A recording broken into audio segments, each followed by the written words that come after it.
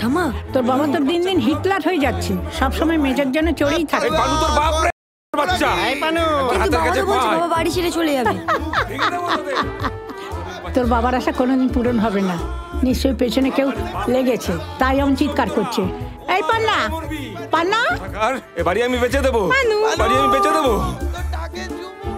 কি হয়েছে কি? হ্যাঁ অত হল্লা করছিস কেন?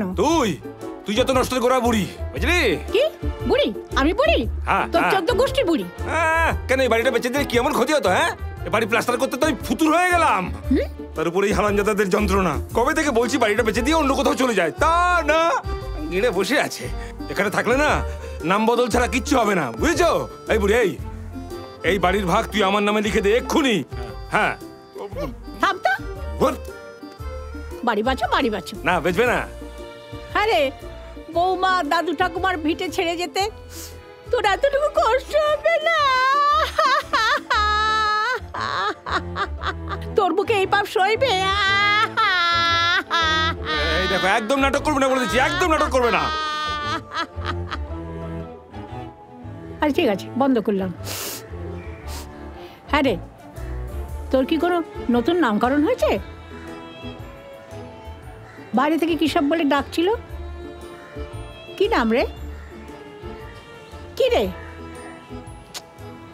চুপ করে আছিস কেন? বল, কি রে বল।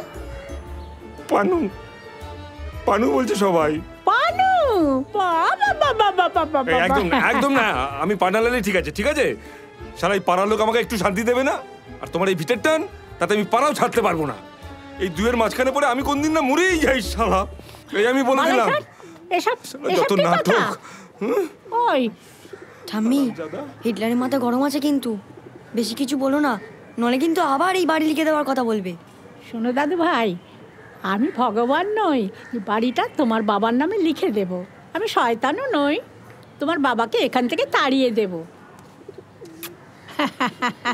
আমি তোমার ঠাম্মি দাদু ভাই, তোমার বাবাকে এখানে আটকে রেখে দেব। বাহ, হেভি ডায়লগ মারলে তো।